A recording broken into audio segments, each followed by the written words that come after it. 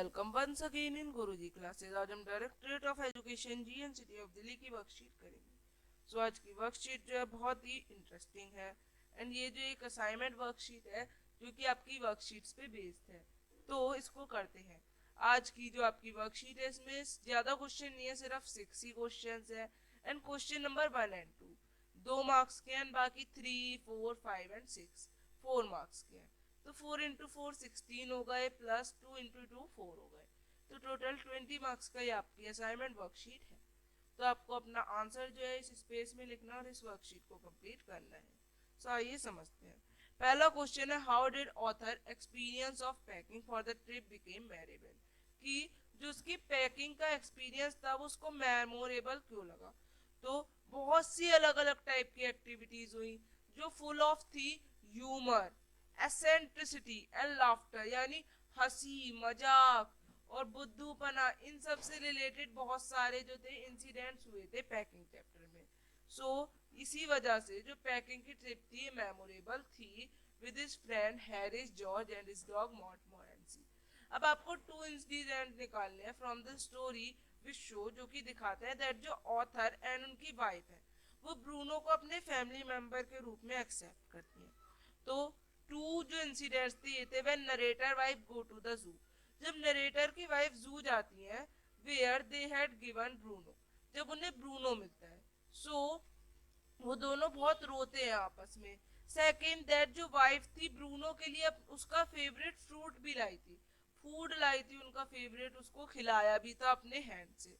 तो आप लोग इससे समझ सकते हैं वो जब अलग हुए तो कितना दुखी थे एक फैमिली मेंबर की तरह। अब संतोष जो थी was not only an outstanding mountaineer, वो एक माउंटेनियर ही नहीं थी बट एक ह्यूमन बीइंग थी भी थी बहुत अच्छी। तो कैसे? संतोष यादव प्रूव्ड हर माउंटेनियरिंग स्किल्स, उसने अपनी स्किल्स तो दिखा दी थी माउंटेन की, पर she displayed an unflinching will and a fearless mind, पर वो एक अनफ्लिक्चिंग विल यानी बिना रुकावट के करने वाली और एक बिना डरने वाली लड़की भी थी। टू द क्लाइंबर, वो एक क्लाइंबर के रूप में उसमें कुछ क्वालिटीज थी, लाइक कोऑपरेट करना एंड कंसर्न प्रोवाइड करना दूसरों को, जिससे उन्हें भी ताकत मिले कुछ करने की। संतोष का जो कंसर्न था वो अपने उनके जो उनके साथ जो लोग थे क्लाइंबिंग करते थे उनके लिए बहुत अच्छा रहा। एक इंसिडेंट भी हुआ जिसमें एक क्लाइंबर मोहन सिंह, उसको ऑक्सीजन की कमी हुई एंड इस समय उसने अपना सेक्रीफाइस किया ऑक्सीजन का एंड ही शेयर हिज जो ऑक्सीजन विद हिम, कि उसने अपना ऑक्सीजन ही उसके संग शेयर कर दिया। दिस शो हर कंसर्न, उसका कंसर्न पता चलता है with the purity of environment, उसकी इन्वायरमेंट की प्रॉपर्टीज के संग एंड बहुत वो जो थी एक loving kind of person and बहुत मतलब अच्छी थी। तो इस तरह से आप लोगों को डिस्क्राइब करना है। अब हाउ डिड जो स्यू थी वो रिएक्ट करती है व्हेन शी वो देखती है कि जॉन्सी जो थी वो क्या करती है लीफ की तरफ। तो as Sue here Johnsy is believe, अब जो जॉन्सी का बिलीव जब दिखता है आई बिलीव्स की तरफ, she did not believe much in it, वो उस पर ज्यादा बिलीव नहीं करती and friend not to think about it, and उससे कहती है कि आप भाई इतना मत सोचो। एंड उसके बाद वेन जो जॉन्सी थी वो नहीं मानती, वो सोचती है दैट जब इसकी लास्ट लीफ गिर जाएगी I will about to die, she took it seriously and वो उसको बहुत सीरियसली ले लेती है। बट जो बैरमन थे वो उनकी मदद करते हैं एंड एन एग्जाम्पलरी वर्क करते हैं, बहुत अच्छा वर्क करते हैं, विच जो था which take off his life and save Johnsy's life, जिसकी वजह से वो अपनी लाइफ तो सेक्रीफाइस कर लेते हैं बट जो जॉन्सी था उसका सेल्फ बिलीफ एंड लव बढ़ा देते हैं लाइफ के लिए। जब वो देखती है जॉन्सी की भाई इतनी बारिश के बाद भी जो पत्ती है वो वैसी की वैसी है, तो इसी तरह से इतनी सारी बीमारियों के बाद भी मेरी जिंदगी वैसी की वैसी होनी चाहिए, और इससे उसको एक मोटिवेशन मिलता है लाइफ जीने का और वो जी जाती है।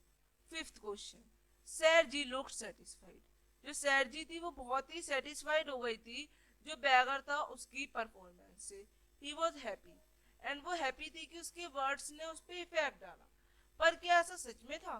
No, his word did not have a positive effect, उसके वर्ड का कोई इफेक्ट तो नहीं था on the beggar, as he did not develop the habit of doing hard work, क्योंकि उसमें हार्ड वर्क की हैबिट ही नहीं आई थी।